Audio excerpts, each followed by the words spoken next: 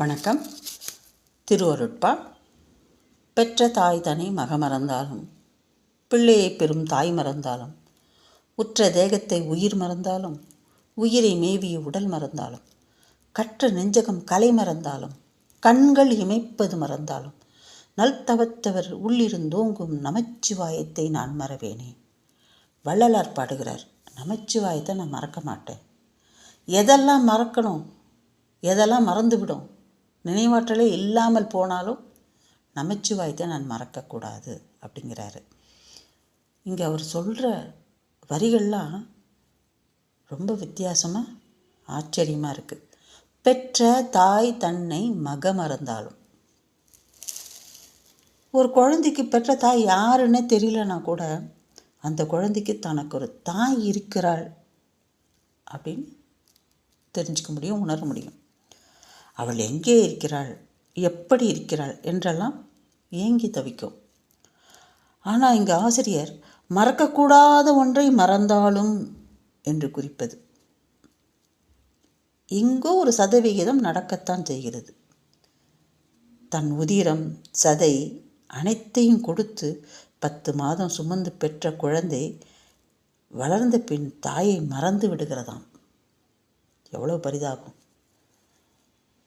இது மனதுக்கு நெருடலாக இருந்தாலும் எங்கோ ஒரு மூலையில் நடந்து கொண்டு தான் இருக்கிறது.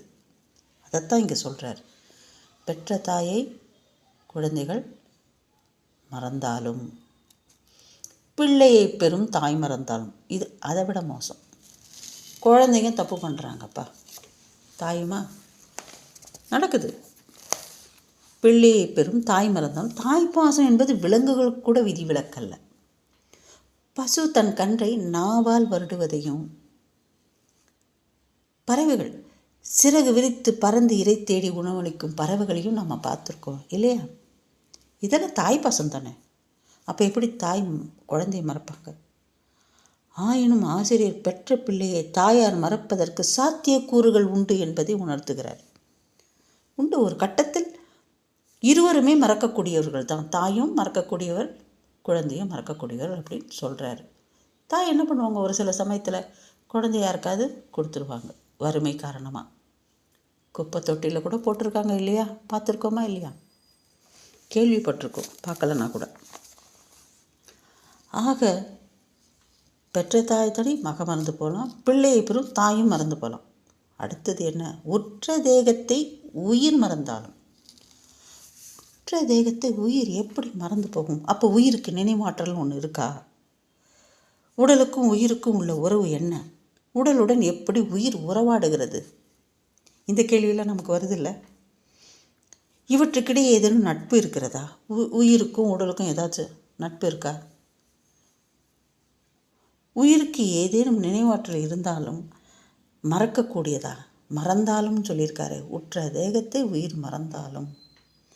அப்படின்னா இந்த உயிர் என்ன நினச்சிட்ருக்கோம்? இத்தனை நாள் அந்த உடம்புல இருந்து வாழ்ந்தோமே, இந்த உடம்பு கூட்டில் குடிக்கொண்டு இருந்தோமே, இந்த கூட்டை விட்டு எப்படி பிரிவது என்று உயிர் நினைத்து வாடுகிறதா?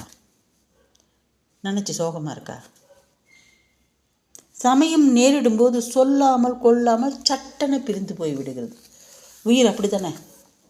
சொல்லிட்டா போது போயிட்டு வரேன்னு. நன்றி கெட்ட உயிர் மறந்து தான் போச்சு. சரியாக தான் வள்ளலார் சொல்லுகிறார், இட்ஸ் கான். உற்ற தேகத்தை உயிர் மறந்தாலும் சொல்கிறது சரியானது தான்.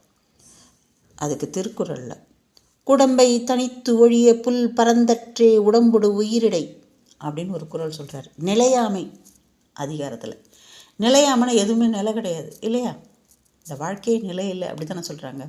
இந்த நிலையாமை அப்படிங்கிற அதிகாரத்தில் இந்த பாடலை சொல்கிறார். குடம்பை தனித்து ஒழிய புல் பரந்தற்றே உடம்பொடு உயிரிடை. உடம்போடு உயிருக்கு உள்ள உறவு தான் இருந்த கூடு, அதாவது முட்டைன்னு வச்சுக்கலாம், தான் இருந்த கூடு தனித்து கிடக்க விட்டு பறவை பறந்து சென்றது போல் உடம்பை விட்டு உயிர் வெளியேறியது. உவமை, ஒரு ஓவியம் போல் சொல்லியிருக்காங்க. உவமை. உடம்பை விட்டு எப்படி உயிர் போகுது? கூட்டை விட்டு பறந்து போச்சு அப்படி சொல்கிறோம்ல, அந்த மாதிரி பறந்து போடுறோம். The soul is linked to the body, is like the bird that flies away from the nest. கூட்டை விட்டு பறந்து போய்விட்டது என்பதை வள்ளுவர் அழகாக விளக்கம் கொடுக்கிறார்.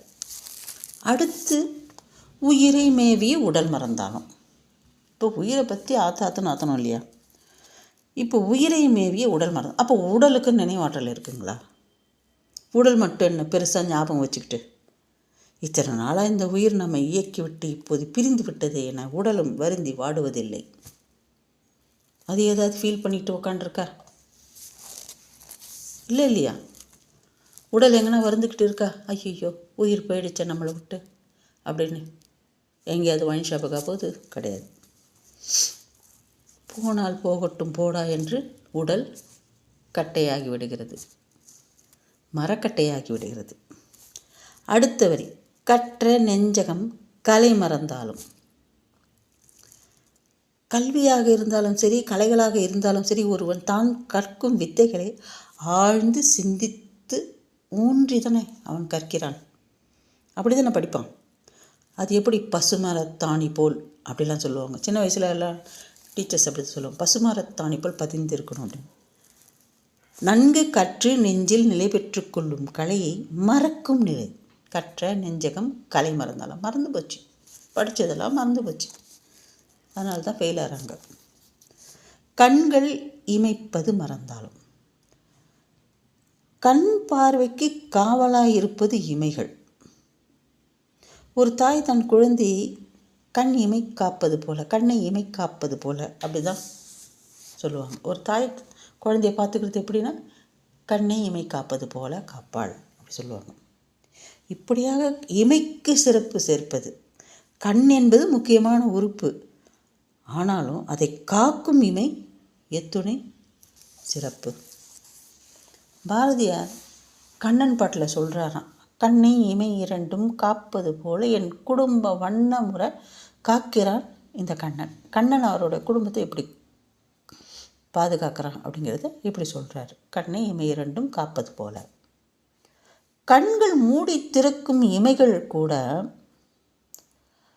தன் தொழிலை சில சமயம் மறந்து விடுகிறது அப்படிங்கிறார். கண்கள் மூடி திறக்கிற வேலை, அந்த வேலையை அந்த இமைகள் அந்த தொழிலை மறந்து விடுகிறதாம் சில சமயம்.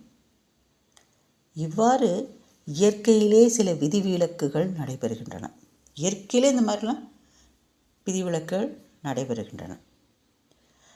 நல் தவத்தவர் உள்ளிருந்தோங்கும் நமச்சிவாயத்தை நான் மறவேனே.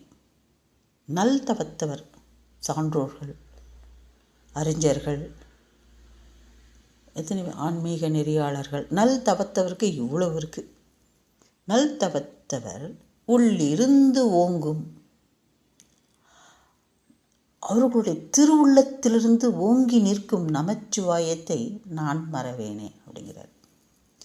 எதை மறந்தாலும் சரிப்பா, ஆனால் இந்த நமச்சிவாயத்தை மட்டும் நான் மறக்க மாட்டேன் அப்படின்னு ரொம்ப உறுதியாக சொல்கிறாரு வள்ளலார். நாமும் மறக்காமல் நமச்சிவாயத்தை ஓதுவோமாக. தேங்க்யூ.